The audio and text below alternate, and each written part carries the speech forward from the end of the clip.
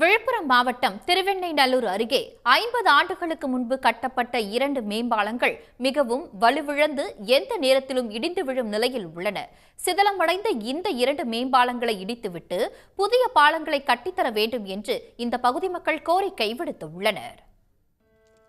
விழுப்புரம் மாவட்டம் திருவெண்ணைநல்லூரை அடுத்துள்ள சி மெய்யூர் என்ற இடத்தில் அமைந்துள்ள இந்த மேம்பாலங்கள் 50 ஆண்டுகளுக்கு முன்பு கட்டப்பட்டவை. தென்பெண்ணை ஆற்றின் தென்கரையோரம் அமைந்துள்ள சி மெய்யூர் கிராமத்தின் எல்லையில் தென்பெண்ணை ஆற்றில் இருந்து ராகவன் கால்வாய், மலட்டாறு ஆகியவை பிரிகின்றன. இந்த கால்வாய் மற்றும் ஆற்றின் குறுக்கே காமராஜர் ஆட்சி காலத்தில் தனித்தனியே 2 மேம்பாலங்கள் கட்டப்பட்டன. கடந்த 5 ஆண்டுகளாக இந்த 2 பாலங்களும் வலுவிழந்து தொடர்ந்து சிதிலமடைந்து வருகின்றன.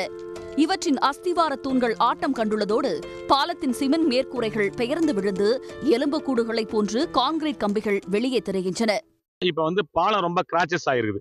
இந்த பாலத்தை எங்களுக்கு மறுசீரமைப்பு பண்ணி கொடுக்கணும். 2 காவா ராகவன் கால்வாய், மலட்டாறு இது 2த்துக்கும் போற காவா ரொம்ப டேமேஜ் ஆயிருது. நாங்க விவசாய பொருள் பூரா இந்த வழி தான் எடுத்து போறோம். கரும்பு, நெல் எல்லாமே தான் போகுது. ஸ்கூல்ல இங்க பசங்க படிக்கிறது. நாங்க ரொம்ப இதுக்கு உட்பட்ட உள்ளார இருக்கிறதுனால ஒரு 2-3 கிலோமீட்டருக்கு உள்ளார இருக்கிறோம். நாங்க இங்க இருந்து தான் நாங்க வெளியில போய் ஆகணும். அப்ப இந்த 2 பாலத்தை கடந்து தான் செல்லணும். நான் ஒரு விவசாயி. இங்க விளையிற விளைபொருள் அனைத்துமே இந்த ராகவன் வாய்க்கா, மல்டாறு வாய்க்கா வழியா தான் போய் ஆகணும்.